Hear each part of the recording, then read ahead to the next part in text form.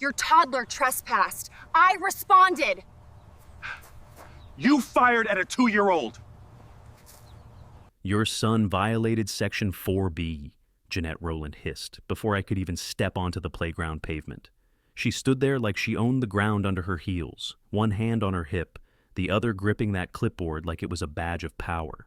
Toddlers aren't allowed on community equipment without pre-approved supervision. I warned you. I stared at her, stunned that she could speak with that cold confidence while my 2-year-old was still trembling behind me, and I dropped it, quietly, calmly, the sentence she never expected to hear. Homeland Security already has the footage. Her smirk faltered, just for a breath. But even a breath was enough. If you've ever felt that spark of fire rise in your chest when someone crosses a line they had no right to touch, lean in and hit subscribe now. Because I'm not just a father, I'm a federal safety systems engineer. And when people endanger children, my child, the entire field I work in becomes a weapon she never saw coming. Because what happened on that playground could have happened in any neighborhood, in any quiet town, behind any set of rules people thought they could use to control others. I looked down at Noah, my son, his small hand still gripping the edge of the yellow slide. That slide wasn't just plastic. It was the last birthday gift my late brother ever gave him. He assembled it piece by piece, laughing, promising he'd be there to watch Noah climb it one day. He never got that chance. We lost him before Noah even learned to say, "Uncle." And now, the same piece of joy he left behind was where everything shattered. The enforcer in crimson, Jeanette again, because she always dressed like she was headed for a courtroom or a funeral, leaned forward. "You think you can intimidate me with agencies?" Her laugh was sharp, cruel. "You violated our rules. You'll face consequences for that." My jaw tightened. Consequences? "Jeanette, you fired a BB gun at a 2-year-old. She shrugged. It was a warning shot. He was misusing the slide. "He was climbing it," I snapped, unable to hide the tremor in my voice, like every toddler on Earth. Behind her, the officer of rules, another board member she dragged into her crusades, shifted uncomfortably but said nothing. The tyrant in heels had that effect on people. She made silence feel required. She made cowardice feel safer. But someone needed to speak. Someone needed to break whatever spell she thought she cast over this neighborhood. "I built that slide," I said quietly. "My brother installed the safety anchors himself. You know that. You signed off on it. So, why today?" The clipboard queen lifted her chin. "Because rules don't bend for grief. Or for you." A breath left me, slow, controlled, dangerous. I knelt beside Noah and touched the small red welt on his arm, the mark where the BB pellet grazed him. It was shallow, not deep, but the meaning behind. It cut far worse. A grown woman, entrusted with community safety, aimed a weapon at a baby because she felt entitled to. And that's why I recorded everything. I stood. Jeanette, the Homeland Security agent who responds to child endangerment breaches, she's someone I've worked with, someone who doesn't care about your position or your rules. For the first time, the board chair's face cracked. Not fear, not guilt, rage. Rage that I had leverage she didn't. "This isn't over," she spat. "No," I said, lifting my phone. "It's only starting." Jeanette Rowland didn't move when I lifted my phone. She just stood there in that rigid stance she always used when she thought she had the moral high ground, heels planted like a commander bracing for recoil. But the second I stepped off the playground mulch and onto the sidewalk, she followed, quick, sharp steps that matched the rising tension. But before any of that unfolded, I need to ask something. Where are you watching from? "You don't get to walk away from this," the board chair snapped. "I'm filing an emergency violation report. Endangerment, non-compliance, aggressive retaliation." Retaliation. That word nearly made me laugh. I hadn't even raised my voice. She fired a BB gun at a toddler, and I was the threat. I kept walking, not fast, just steady enough that she had to keep up if she wanted her power trip to continue. Noah clung to the back of my shirt, his small fingers gripping the fabric like he was afraid she'd follow him too. Behind her, the officer of rules finally spoke. "Jeanette, maybe we should let the family—" She silenced him with a single raised hand. The clipboard queen always did that, controlled every conversation with more authority than she legally had. When we reached the far end of the park, I stopped under the metal shade canopy. It was the exact spot where my brother used to sit during his therapy breaks. He said the open view helped him breathe. Now it became the space where everything twisted deeper. Jeanette stepped right into my line of sight. You think calling federal agencies makes you look responsible? All you're doing is escalating. You're destabilizing this community. I exhaled hard. You destabilized it the moment you aimed a weapon at a baby. The enforcer in crimson crossed her arms. Her red blazer caught the sunlight, making her look like a warning flash in human form. It was a corrective shot, a deterrent. A deterrent? My voice cracked, not from anger, something worse. He was 2 years old, Jeanette. She didn't blink. That was always the part that chilled me. Her lack of reaction, like empathy was a policy violation she couldn't afford to entertain. I pulled Noah closer, feeling his cheek against my chest. His breathing was shaky. He wasn't crying now, just watching her with wide, frightened eyes. That image alone made my jaw clench hard enough to hurt. She pointed her clipboard at me like it was a weapon, too. Hand over the footage, or this goes higher. I let out a short breath. Higher is exactly where it's going. That made her step back. Not fear, calculation. She was trying to figure out how much I knew, how much she didn't control. Before she could respond, my phone vibrated. I glanced at the screen. A message from a Homeland Security liaison I'd worked with on playground safety audits. Short, direct. Saw the footage. Stay put. Team en route. My chest tightened. Not with panic. Relief. The kind of relief that stings because you wish you never needed it in the first place. Jeanette noticed the shift in my expression. "Who was that?" she demanded. "You'll see in a minute." The tyrant in heels stepped closer, trying to regain dominance. "You're bluffing. No federal authority wastes time on neighborhood disputes." "This isn't a dispute," I said quietly. "It's a weapon discharge at a minor." Her jaw locked. The officer of rules finally lost his color. "Jeanette, did you actually aim?" "Enough," she snapped, rounding on him. "I did what the bylaws required." "No bylaw on earth requires opening fire," I said. She turned back to me, eyes blazing. "Whatever happens next is on you, not me. You provoked this." That sentence hit something deep, because grief does strange things. It doesn't always rise like fire. Sometimes it sinks like an anchor. "My son was on a slide built in memory of someone we lost," I said steadily, "and you turned it into a target." Silence. Then, sirens. Not loud, not frantic, just deliberate. Controlled, approaching fast. Jeanette's eyes widened, only slightly, but enough. I lifted Noah into my arms. "You wanted higher, Jeanette. Here it comes." The sirens grew clearer, low, measured, nothing like the frantic chaos you'd expect. These were disciplined engines, the kind that arrived only when the situation had already crossed a line. Jeanette Rowland spun toward the park entrance, her posture tightening as if she could physically stop whatever was coming. The board chair wasn't used to losing control of a narrative, and she sensed the shift before anyone else. Noah pressed his face into my shoulder, and I ran a hand across his back to settle him. The enforcer in crimson took a half step behind Jeanette, suddenly less confident in her scarlet armor. Even the officer of rules set his clipboard down, palms slightly trembling. A black SUV rolled up, followed by 2 unmarked sedans. Doors opened in perfect sequence. And then I saw him, Evan Burke, the conflicted witness.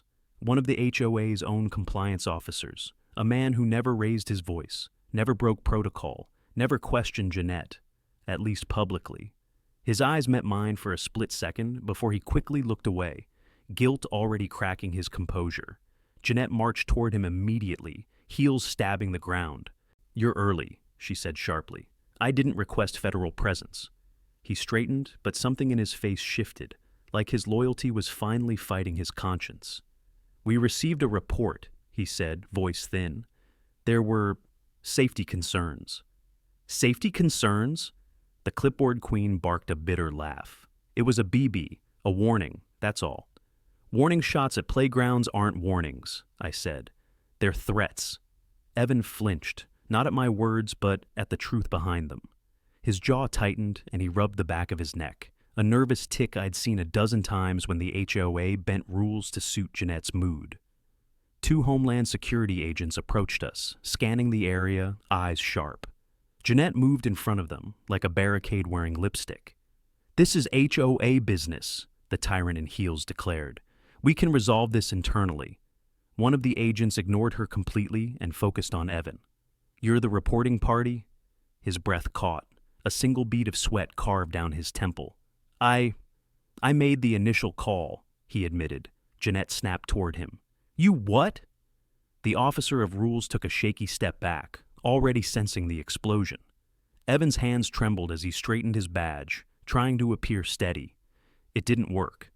"I saw the footage," he said, quieter this time. "And the bylaws don't cover that." Jeanette's face twisted. "You betrayed your own board?" He swallowed hard, staring at the ground. "I followed my conscience." That sentence landed like another BB shot, but this time straight into the board chair's authority. "You realize what you've done?" she hissed. "You've endangered the entire HOA by escalating this." "No," I cut in. "He protected the community, something you should have done before aiming at a toddler." Her glare snapped toward me, but this time there was a crack, hairline, almost invisible, but real. The enforcer in crimson touched her elbow, attempting calm, but Jeanette yanked her arm away, furious. A Homeland security agent crouched to Noah's eye level, speaking softly. "Hey buddy, you okay? Did anything hit you?" Noah shook his head, burying himself deeper into my chest. The agent stood, expression darkening. "We'll need statements, and access to the weapon." Jeanette stiffened. "You're not seizing HOA property." "It's evidence," he replied flatly. The clipboard queen sputtered. "Evidence? This is absurd." "Firing a projectile at a minor," the agent interrupted, "constitutes potential homicide intent depending on range and velocity. We're investigating accordingly." Evan winced, eyes watering. His internal conflict wasn't hidden anymore. He stepped closer to me, voice barely audible. "I tried to stop her," he whispered. She wouldn't listen." I breathed in deeply. "You did the right thing now. That matters." Jeanette overheard and stormed toward us, fury sharpened into a blade. "You think this ends today?" she spat. "You think one federal visit erases your violations?" I met her eyes. "What violations?" She smiled, mean, brittle. "You'll find out." The agent stepped between us. "Ma'am, you need to step back." For the first time since I'd met her, Jeanette Rowland did. But only physically. Her eyes promised something darker, something escalating. And I knew this was only the beginning. When Homeland Security escorted Noah and me to the patrol SUV to finish our statements, I could feel Jeanette Rowland's eyes drilling into the back of my skull like she was carving a warning across my spine. But she didn't approach, not with the agent still present. She only clutched her blazer-like armor and whispered instructions to the enforcer in crimson, who nodded too fast, too eagerly. By the time the agents released us, dusk had settled over the neighborhood and the tension felt heavier than the humid air. My wife rushed to us, trembling as she checked Noah's cheeks and arms for marks. She hugged him so tightly he let out a small gasp, and she immediately softened. I rubbed her back, steadying both of them. But our moment didn't last. A notification flashed across my phone. HOA mandate, immediate violation. Hearing 7 p.m. at HOA office. Attendance required, not requested. They weren't retreating, they were escalating. My wife read over my shoulder. "They're punishing us?" "No," I said. "They're trying to regain control." We drove to the HOA office because ignoring the summons would give the board chair exactly what she wanted. Leverage. The building glowed with sterile lights that made the glass look like a cold mirror, reflecting intentions more than appearances. And standing by the entrance, waiting like a viper coiled in red, was Jeanette Rowland. She didn't greet us, she didn't blink. She only tilted her head in that condescending angle she'd perfected over years of micromanaging an entire subdivision. Inside, the officer of rules sat behind a fold-out table, typing furiously, pretending not to notice us. Papers were stacked in uneven towers, chaos disguised as procedure. The clipboard queen paced with her pen tapping against her thigh, each tap marking the countdown to whatever trap they'd prepared. Jeanette gestured toward 2 folding chairs. "Sit," my wife stiffened. "We're not criminals." "You're parents who refuse to maintain supervision," the tyrant in heels replied. Your child wandered into restricted HOA space. Restricted? I said. It's a public playground. Was, she corrected, lips curling, until recent safety modifications. Safety. She'd used that word hours after firing a BB gun at a toddler. The enforcer in crimson slid a glossy photo onto the table. It showed Noah, blurry, climbing the slide ladder. A perfect freeze frame to fuel their narrative. We documented multiple infractions of unsupervised activity, she said. We can't risk liabilities. You're talking about liability after you shot at him? I asked. The clipboard queen's pen froze mid-tap. Allegedly. My jaw tightened. Homeland Security classified the incident as potential homicide intent. For the first time, Jeanette's expression faltered. Only for a second, but enough to expose the fracture. She recovered quickly. Federal agencies overreact when calls are embellished. A soft cough came from the hallway. Evan Burke, the conflicted witness, stood there, clutching a folder to his chest. His face looked even paler under the office lights. His fingers trembled so badly the papers shook like leaves in wind. He wasn't part of the scheduled hearing. He wasn't supposed to be here at all. Jeanette noticed him immediately. "You!" she snapped, voice slicing the air. "Out!" He froze. The internal war on his features was impossible to miss. Guilt, fear, duty choking each other out. He swallowed and stepped forward instead of backward. I need to clarify something," he said, voice barely steady. The federal report wasn't embellished. Every head in the room snapped toward him. The footage was clear, the range, the angle, the force. He exhaled shakily. It met criteria for attempted harm to a minor. "You're out of line," the officer of rules barked. "No," he whispered.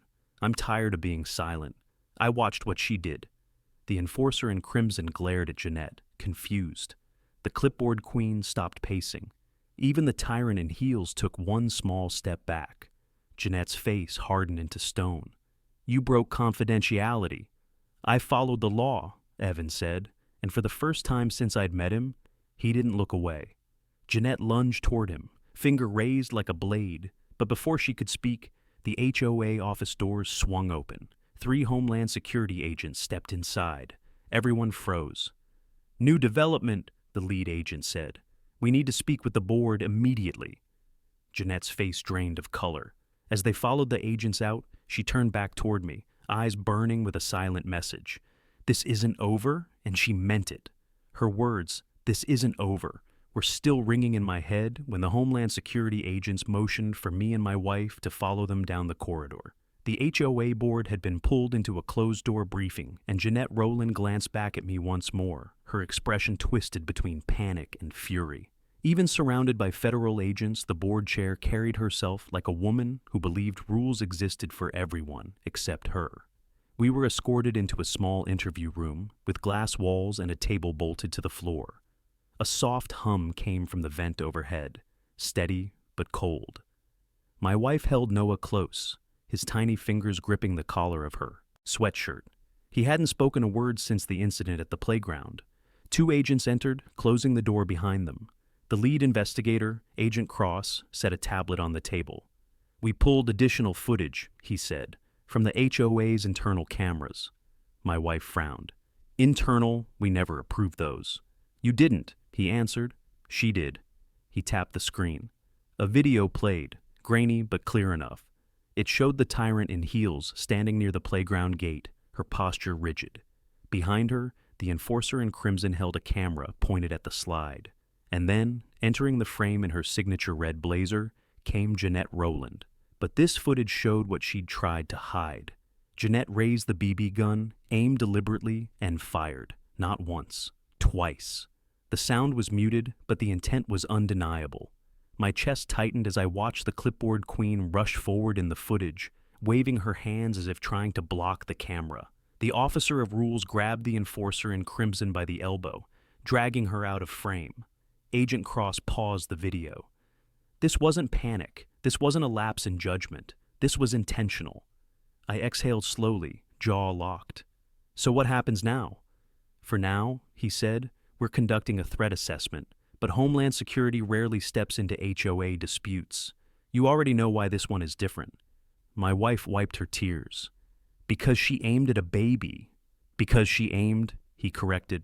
Full stop. Another agent entered and whispered something into Cross's ear. His face changed, sharpened. Mr. Hayes, he said, there's more. He switched the screen again.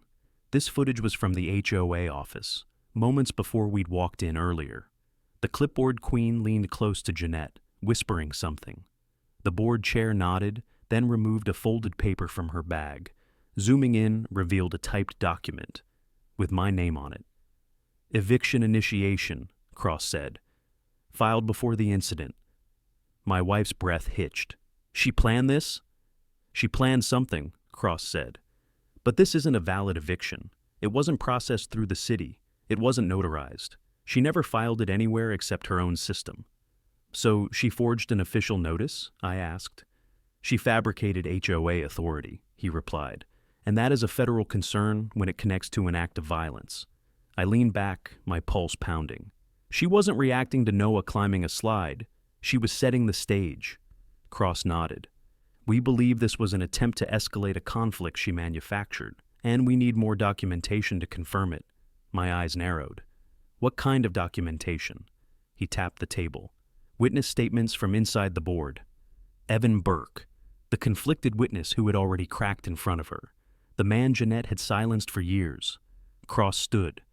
We'll approach him, but if he refuses, you may need to help encourage cooperation. He trusts you more than the board. Before I could respond, the door opened again, and Jeanette herself was escorted past, hands shaking, face pale. She still managed a glare sharp enough to cut glass. You think you've won something? She hissed at me as she passed. This community is mine. The enforcer in crimson hurried to steady her, but Jeanette jerked away, stumbling slightly. The clipboard queen followed, whispering urgently, eyes darting to the agents. Cross didn't even look at her. Ma'am, you'll wait in conference room C. She didn't stop staring at me until the door shut.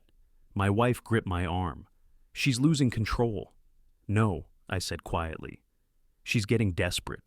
And desperation from a woman who fired at a toddler was more dangerous than any weapon. And desperation from a woman who fired at a toddler was more dangerous than any weapon. That truth stayed with me as we stepped back out into the sunlight behind the Homeland Security field office. The agents had temporarily closed the community park, roping it off with yellow tape, and setting up a command tent near the edge of the basketball court. The sight of it, sterile, quiet, watched by armed officers, felt surreal compared to the chaos earlier. My wife held Noah while I walked a few feet ahead, scanning the scene. The slide where it happened was still visible beyond the caution barriers. A single BB pellet lay lodged in the plastic panel beside it. That one tiny silver dot might as well have been a bullet hole straight through my spine. An agent waved me over to a small pavilion that had been turned into a briefing space. We need you to walk us through the sequence again, he said. Start from when you arrived at the park. Before I could answer, a sharp, familiar voice echoed across the grass. You can't block off public grounds without board approval. Jeanette Rowland marched toward the pavilion, like she owned the earth she was stepping on. Even with two agents flanking her, the board chair radiated that same entitled fury she'd shown inside. Her hair was shaken loose, her breath harsh, but her posture, chin lifted, shoulders squared, was pure arrogance. Her eyes snapped toward me, blazing. He's dramatizing this entire thing, she spat. That child wasn't in danger. He put the community at risk with his accusations. One of the agents stepped between us. Ma'am, you are here as a person of interest. Please refrain. She cut him off, throwing her hands up. You're taking his word over mine. I'm the officer of rules. I run this community. Her voice cracked on run, but she forced it back into a snarl. The enforcer in crimson hurried up behind her with a stack of papers, though even she looked shaken. Jeanette, just maybe stop talking. I won't, the tyrant in heels hissed. They don't get to turn this neighborhood into a circus, not because he can't control his child. My wife tightened her hold on Noah. He's 2, she said sharply. You fired at a baby. The clipboard queen looked around nervously. We should really, maybe let the lawyers. No, Jeanette snapped, rounding on her too. You saw what happened. You know how the bylaws work. We were enforcing safety. I stepped forward. You weren't enforcing anything. You escalated, you aimed, you fired. Her jaw clenched, but she didn't deny it. Instead, she pointed a trembling finger toward the slide. That equipment was out of compliance. I submitted the repair request. It's his fault the child was even there. An agent raised a brow. We checked. No request was filed. Silence. The clipboard queen swallowed hard. The enforcer in crimson shifted her weight, staring at the ground. And I watched Jeanette's face, the flicker of panic she tried to bury, the way her shoulders tensed like she was preparing a lie but couldn't find one fast enough. Then came the discovery. A whistle blew across the field. Another Homeland Security agent waved us over to the swing set area. "Sir, you need to see this." We walked past the tape and he pointed to a small security box bolted beneath the slide structure. I hadn't seen it before. A lens peeked from the corner, angled directly where Noah had been sitting. "What is that?" I asked. "Unauthorized surveillance," the agent replied. "Likely installed by someone with access to the playground after hours. The wiring matches the system we pulled from the HOA office." I stared at the device. My stomach dropped. This wasn't negligence. This wasn't poor judgment. This was monitoring, targeting, intent. Behind us came the shuffling of feet. Jeanette tried to push past the agents to see. "That camera is for liability records," she shouted. "It's policy." "It's illegal," the agent said calmly. "And it records without parental consent." Her face went white. The clipboard queen whispered, "Jeanette, what did you do?" The board chair finally broke. She lunged toward the slide, yelling, "You can't prove anything!" Two agents intercepted her, restraining her as she kicked and screamed. The enforcer in crimson backed away, horrified, while my wife shielded Noah behind her. As they dragged Jeanette back, her voice tore through the park. "This community is mine! You'll regret this!" I looked at my son, his little cheek pressed against my wife's shoulder, and felt something settle in me. Not anger, not fear, resolve. Because Homeland Security had just found the crack she couldn't hide anymore. Because Homeland Security had just found the crack she couldn't hide anymore. That realization carried me through the tense hours that followed, after agents escorted the tyrant in heels into a secured vehicle and cleared the park of residents gathering at the edges with phones raised. Rumors were already flying through the neighborhood group chats, screens lighting up, voices rising, but for the moment, everything felt suspended, like the community was holding its breath. Agent Cross approached me near the sidewalk. "We're not done," he said quietly. "Someone on that board knows more than she does." He didn't need to clarify who he meant. There was only one person in that room earlier whose fear didn't look like guilt. Evan Burke, the conflicted witness. The one who couldn't meet my eyes when the footage played. The one who flinched every time Jeanette barked his name. "Where is he now?" I asked. "We saw him leave the HQ," Cross replied. "He headed back toward the maintenance area. He's rattled. That's either a risk or an opportunity." I knew what he meant. Some people break under pressure, others break open. "I'll go," I said. My wife nodded, still holding Noah tight. "Be careful. If Jeanette had him under her thumb, she might have forced him into something." I walked toward the community maintenance shed, which sat behind the tennis courts. Evening light stretched long across the pavement, and the air carried that faint metallic smell after a day of chaos. The shed's exterior door was propped open, but I didn't step inside, remembering the rule Homeland Security drilled into everyone: don't enter unmonitored spaces alone. Instead, I circled around, and that's where I found him. Evan Burke sat on the concrete step behind the shed, elbows on his knees, hands gripping his hair. His chest rose and fell in short, panicked bursts. When he looked up at me, his eyes were glassy with fear. "You shouldn't be here," he whispered. "She hurt my son," I said. "And you saw what she did." He swallowed. I didn't think she'd actually..."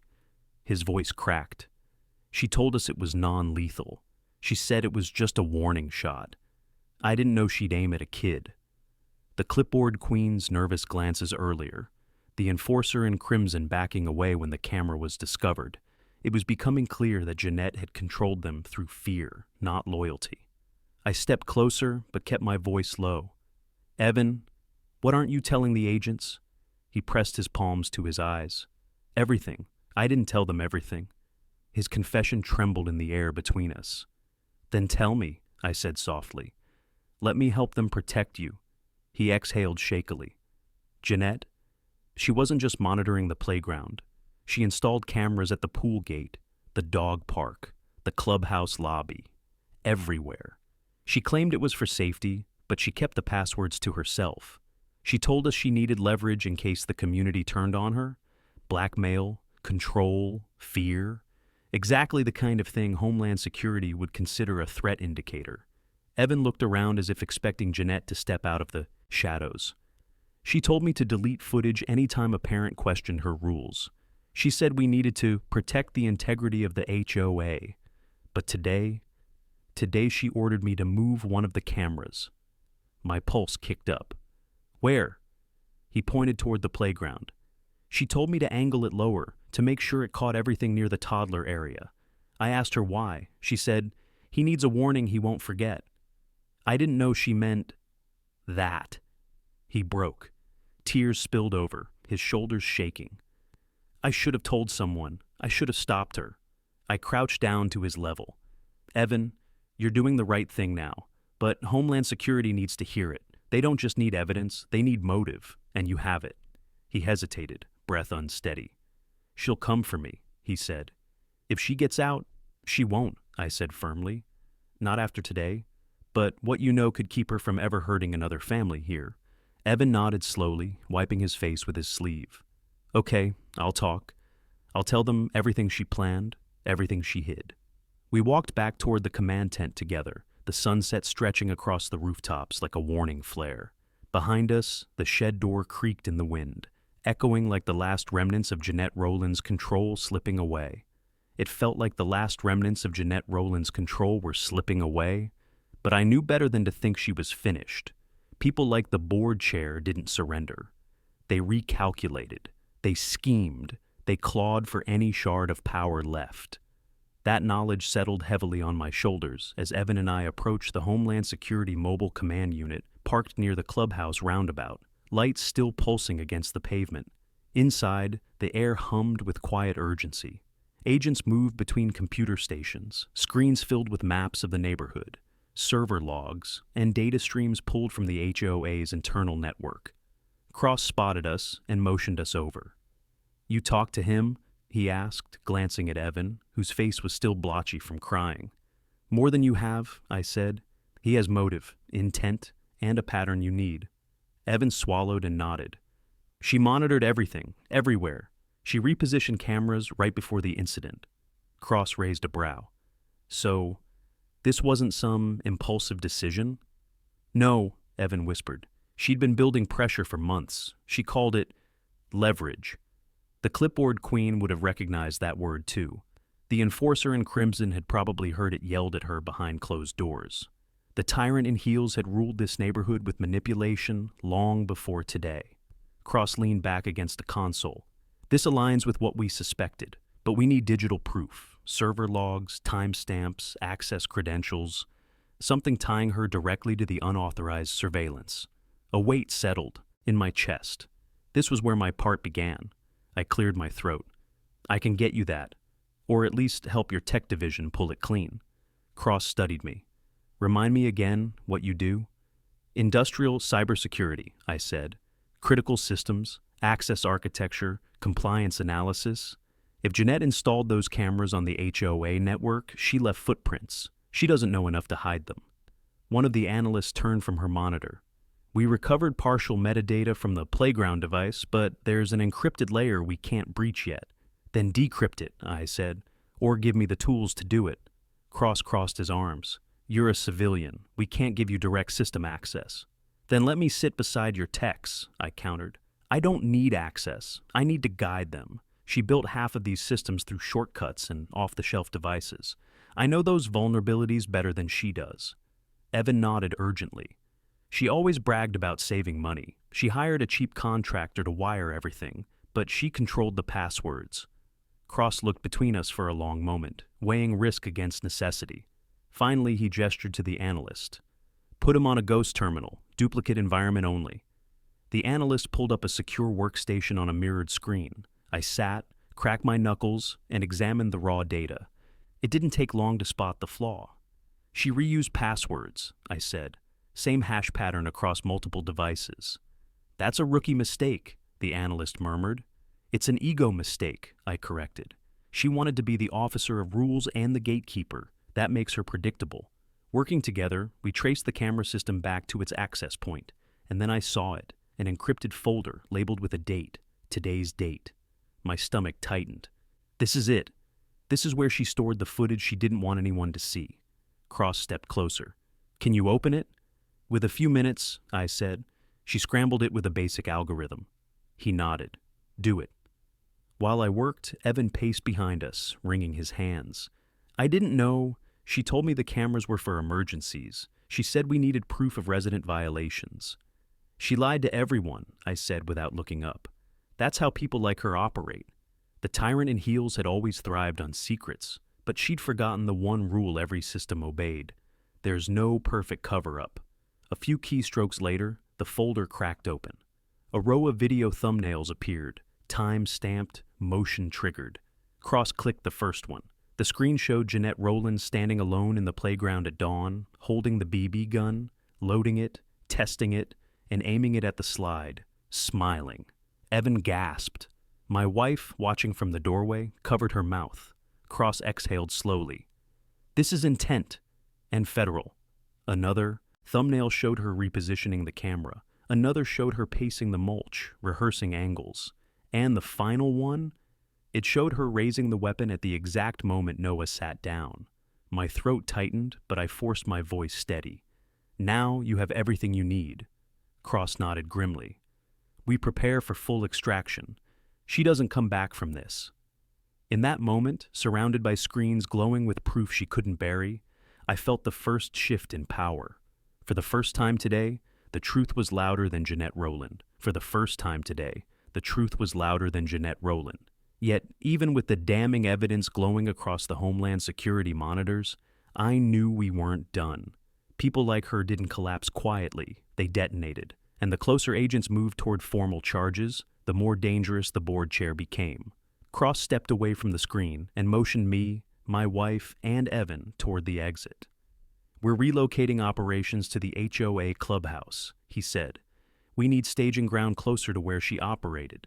The irony wasn't lost on any of us. Homeland Security preparing its case from inside the very building that tyrant in heels treated like her private fortress. As we crossed the parking lot, the enforcer in crimson stood near the bike racks, arms folded tightly across her chest. She didn't meet anyone's eyes. The clipboard queen hovered beside her, face pale from whatever agents had already told her. Neither of them looked like loyal soldiers anymore. They looked like passengers on a sinking ship, unsure whether to jump or drown with their captain. Cross nodded toward them. They'll be brought in for questioning again, separately. They're cracking. They were scared of her, Evan whispered. We all were. My jaw tightened. Fear is not a defense. My son is too. He nodded, guilt swallowing his voice. The closer we got to the clubhouse, the more surreal the scene became. Residents lingered along the sidewalks in clusters, some whispering, others filming, all of them trying to piece together what had happened. None dared cross the yellow barricades surrounding the playground, but their silence told me everything. They finally understood the monster who had been ruling them. An agent opened the clubhouse doors, and the cold blast of air conditioning hit my skin as we stepped inside. The lobby, normally spotless and staged like a model home, was now filled with folding tables, hard cases, portable screens, and teams setting up comms. Cross pointed toward a small glass-walled conference room. We'll use that for briefing, and we'll need your help again. Tell me what you need, I said. He tapped a folder on the table. We'll prepare a chronological reconstruction for DOJ review. The surveillance files you helped decrypt will form the backbone, but I need you to verify timestamps and identify what each camera log connects. 2. Done, I said. My wife set Noah down gently on a padded chair beside me.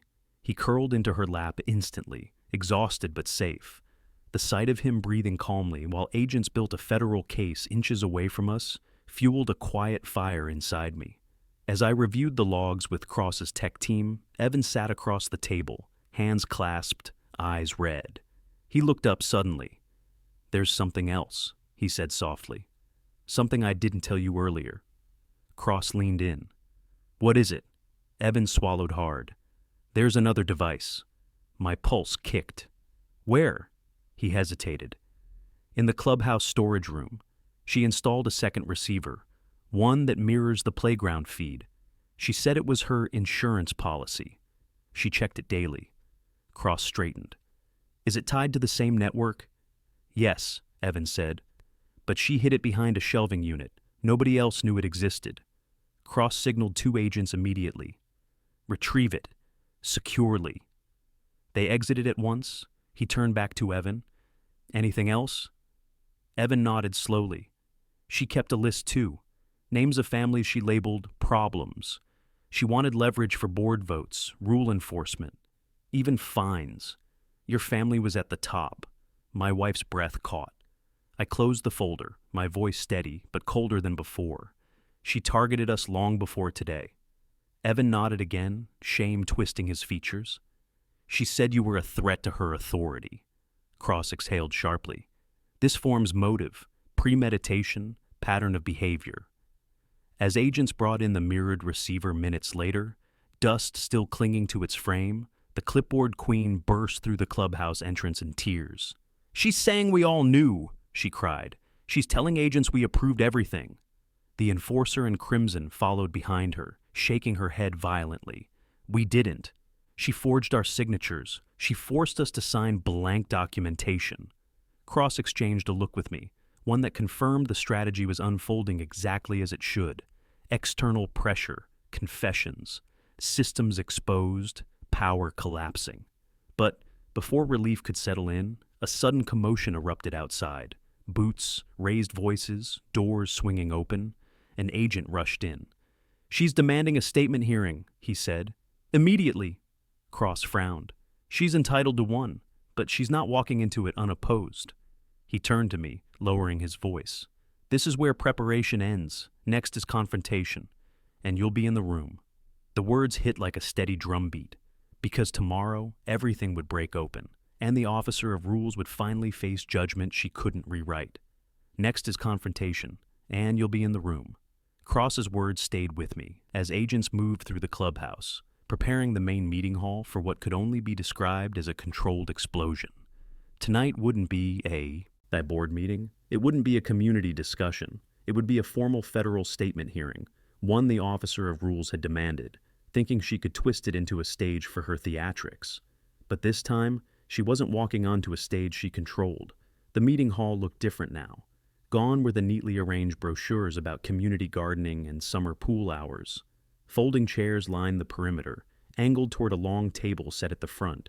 Homeland security agents stood at both exits. A projector screen glowed faintly above the table, waiting for the evidence Cross planned to present. My wife sat near the front with Noah, rocking him gently. Residents trickled in behind us, some whispering, others silent with dread. The community had lived under the tyrant in heels for so long that no one seemed certain what the fallout would look like. Evan stood off to the side, wringing his hands. Every few seconds he inhaled sharply, as though trying to convince himself he still had air to breathe. Cross approached him. You'll speak when called. You're protected. Her reach ends tonight. Evan nodded, though fear still hung on him like a shadow. A commotion near the hallway made every head turn. Jeanette Rowland swept in like she owned the oxygen in the room. 2 agents flanked her, but she held her chin high. Her hair was freshly pinned, her lipstick restored, her blazer pressed, as though she'd spent the last hour preparing for a photo shoot instead of a federal interrogation. Her eyes scanned the room until they landed on me, my wife, and Noah. The glare she delivered could have cut through steel. She walked to the front table, heels clicking loudly, almost defiantly. The clipboard queen and the enforcer in crimson entered behind her, though neither woman attempted to join her at the table. They stood near the side wall, avoiding her gaze like it might burn. Cross leaned toward the microphone. This hearing will determine the preliminary federal stance on the events of today. Ms. Rowland, you requested to make a formal statement. You'll speak after we present the findings. The findings you've chosen, she snapped. Biased findings. Cross ignored her. Begin projection. The lights dimmed, and the first image appeared on the screen. the unauthorized camera installed beneath the slide. A ripple of shock moved through the room. Residents murmured, one gasped. Jeanette stiffened, her jaw locked. Cross clicked to the next slide, her adjusting the lens in the early morning light. Then another, her loading the BB gun. Then another, her aiming it while smiling. A mother in the back row covered her mouth. A father muttered, "My God." Jeanette stood abruptly. "Those videos are out of context." Cross didn't look up. "The context is simple, premeditation." Her voice shook with outrage. "This is harassment. You're twisting my actions. That man," she jabbed her finger toward Seal, says, "me is behind all of this." The officer of rules turned her rage fully my way.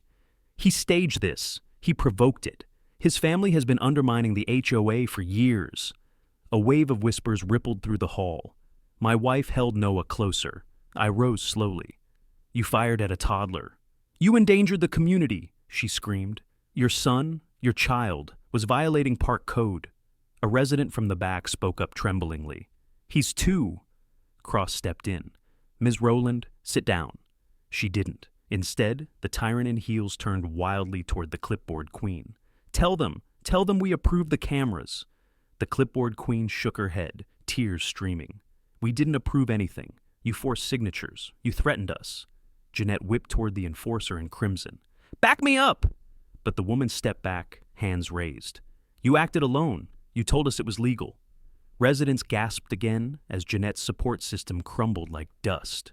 Cross clicked to the final clip, the moment she aimed at Noah on the slide. Silence. Heavy. Unmistakable. Cross turned off the projector. "Ms. Rowland, you may give your statement now." She stood rigid, hands trembling, rage trembling beneath her skin like electricity. She sucked in a breath, then pointed at me. "This isn't over." But this time, her voice didn't sound confident. It sounded terrified, because for the first time, the community wasn't looking at me. They were all staring at her. They were all staring at her. And the moment Jeanette Rowland realized it, really realized it, her face faltered for the first time since this nightmare began. The board chair blinked rapidly, as if she couldn't comprehend a world where she wasn't the center of unquestioned authority. Her mouth opened, but the words didn't come. The silence pressed down on her, harder than any allegation. Cross straightened at the front table. "Ms. Rowland, do you still wish to deliver your statement?" The tyrant in heels swallowed. I want my attorney." A hiss of whispers rippled across the packed hall. A dozen residents leaned closer, their expressions shifting from fear to recognition. Recognition that the woman who controlled their violations, fined them for paint shades, stalked them with her clipboard, and scolded their children at the pool, wasn't as untouchable as she made herself appear. One father stood. "She shot at a baby. You don't need an attorney to explain that." Jeanette's head snapped toward him. "Sit down before I—" "You'll what?" another resident asked, arms crossed. "Fine us again?" Cross raised a hand. "Everyone, maintain order." But the room didn't quiet. If anything, pressure built like a storm. The enforcer in crimson stepped forward, voice shaky. "She made us sign blank forms, told us they were routine updates." The clipboard queen wiped her eyes. "We didn't know she installed weapons near the park. We didn't approve any of this." Jeanette spun toward them, eyes wild. "You cowards, you were part of every decision." "No," the clipboard queen whispered. "We were afraid." Her voice cracked. "And I'm done being afraid." That broke something in the room. A dam. Years of resentment, quiet compliance, forced subservience, they all rose at once. A resident near the aisle shouted, "Tell them about the night patrols, Jeanette." Another added, "And the backyard inspections." Someone else, "And the time she tried to tow Mrs. Landon's wheelchair ramp." The officer of rules' voice escalated. "You all benefited from my leadership. I upheld standards this community desperately needed." My wife stood then, stepping carefully forward with Noah sleeping against her shoulder. "Standards don't include violence against a toddler. You lost your way, Jeanette." The board chair's face twisted. "Your family has been undermining this neighborhood since the day you moved in." I rose beside her. "We paid every fee, followed every guideline. You just hated that you couldn't control us." The hall fell silent again. And that's when Cross pressed a button on the table. A new recording played, audio captured from Jeanette's phone during the morning incident, her own voice, cold and unrestrained. "He's not learning. I'll make him learn." Gasps echoed like gunshots. Someone whispered, "My God!" Jeanette lunged toward the table. "Turn that off!" Two agents intercepted her instantly, but not aggressively, just firmly, placing themselves between her and the evidence. Evan's voice trembled as he spoke from the witness seat. "I heard her say it. She bragged about keeping the BB gun in her trunk for behavior correction. I didn't know she'd actually use it." His face collapsed into his hands. "I should have come forward earlier," Cross addressed him gently. "Your testimony is essential. You're doing the right thing now." Jeanette pointed at him, shaking. "You traitor! You'd still be nothing if I hadn't given you a place on the board." A resident shot back, "You didn't give him a place. You controlled him." The room erupted into overlapping voices. "She threatened my job. She called CPS on me for letting my kid draw with chalk. She fined my husband for having a disabled parking placard." Cross lifted the microphone again. "We need order." The crowd didn't listen, not out of disrespect, but because the truth had finally broken through the fear. This wasn't just about Noah, or the park, or even the BB gun. This was years of her tyranny crashing down. Jeanette attempted one final move, straightening her blazer, lifting her chin, projecting the authority she'd built her world on. "I'm the only person who ever protected the integrity of this neighborhood," she said. "Without me, this community will fall apart." My voice cut through the noise. "No, Jeanette, without you, it can finally breathe." Silence again. Not stunned, not fearful, unified. Cross turned to her. "Ms. Rowland, based on the evidence, the testimony, and the federal jurisdiction triggered by a weapon used against a minor, Homeland Security is placing you under immediate detainment pending further charges." Her mouth fell open. "You can't—" But the handcuffs clicked, not harshly, just finally. As she was led through the aisle, every resident watched, not with anger, with relief. But in that moment, the era of the board chair had ended. The era of the board chair had ended. But the weight of what she'd done, and what she'd almost done, still clung to the air long after Homeland Security ushered her out of the clubhouse. Residents drifted outside in small clusters, their voices a mixture of disbelief, exhaustion, and cautious hope. For the first time since moving into Alder Creek Ridge, I could feel the neighborhood breathing again, not whispering, not watching over shoulders, breathing. Noah stirred in my wife's arms, still half asleep, unaware of the storm he'd been at the center of. She kissed his forehead and whispered, "You're safe now, buddy." Her voice shook in a way I hadn't heard in years. I stepped beside her. "Let's take him to the park. He deserves to be anywhere but here." She nodded, and together we walked toward Redwood Corner Playground, the same place where everything spiraled and where everything needed to reset. The late afternoon sun painted the slide in warm light. The plastic surface gleamed, innocent again. The stillness felt surreal. Evan was already there, sitting alone at a picnic table. His elbows rested on his knees, his hands clasped as if absorbing the consequences of his own silence. When he saw us, he stood immediately.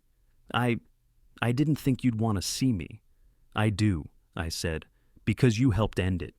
He swallowed hard. "I should have spoken up sooner. I let her control me. I let her control everyone." "You broke the pattern," my wife added gently. "That matters." The clipboard queen approached next, no longer clutching anything, almost as if releasing paperwork also meant releasing the fear that came with it. Behind her, two other former board members hovered, looking smaller without their authority. "Jeanette, she manipulated us," the enforcer in crimson said softly. "She went further than we ever knew." "It doesn't excuse your silence," my wife replied, not cruelly, just honestly. They nodded, accepting the truth, not arguing with it. Another resident walked over with a trash bag full of confiscated devices, illegal monitoring sensors Jeanette had installed without consent. The officer of rules had ordered many of them installed under the pretense of security compliance, but in reality, they were tools of surveillance. Cross joined us, hands clasped behind his back. All unauthorized equipment is being documented and removed. Federal teams are sweeping the area for anything else she might have hidden. Hidden? Someone echoed. He nodded. We traced additional purchases she made using HOA funds, purchases none of you approved. The financial investigation alone will carry heavy charges. A chill ran through the small crowd. Jeanette hadn't just been power-hungry. She'd been building a kingdom. Cross exhaled. But you all did the right thing today. Communities often fall apart under pressures like this. Yours chose to speak. A woman near the swings whispered, "Because we finally felt safe enough to." The clipboard queen glanced toward Noah. "What will happen now? To the HOA? To the board?" Cross looked at me. "That depends on your community, but federal oversight will remain until the reformation is complete. No one person will ever have unchecked authority again. Not here, not after this." My wife squeezed my hand. "Good." Residents spread out slowly across the park, some sitting, some standing, some just letting the twilight settle over them. A quiet unity replaced the fear that had once kept them separate. I lifted Noah from her arms and placed him gently at the top of the slide, not the side where Jeanette had aimed her BB gun, but the other, the safe one. He touched the plastic with a curious grin, completely unaware of the battle that had been fought for him. My voice broke. "He just wanted to play, you know. That's all." My wife leaned into me. "He will, and he'll grow up in a neighborhood that knows better now." Evan approached again, hesitating before speaking. "If the community votes for a new board, I'd like to help. For real this time." "You should," I said. "Accountability isn't just about punishment. It's about rebuilding." As the sun dipped below the trees, the symbolic shift became impossible to ignore. The slide was no longer a crime scene. The park was no longer a battleground, and the neighborhood was no longer under the rule of a tyrant in heels. It felt like closure, but more importantly, it felt like a beginning. I looked at the small gathering of neighbors, each one changed, each one lighter, each one stepping into a new chapter they didn't know they needed. Then I faced you, the viewer, because stories like mine aren't rare. They're just quiet, buried beneath fear and shame. If you want more stories of homeowners standing up to HOA tyranny, hit subscribe right now, share your story in the comments, and let me know where you're watching from.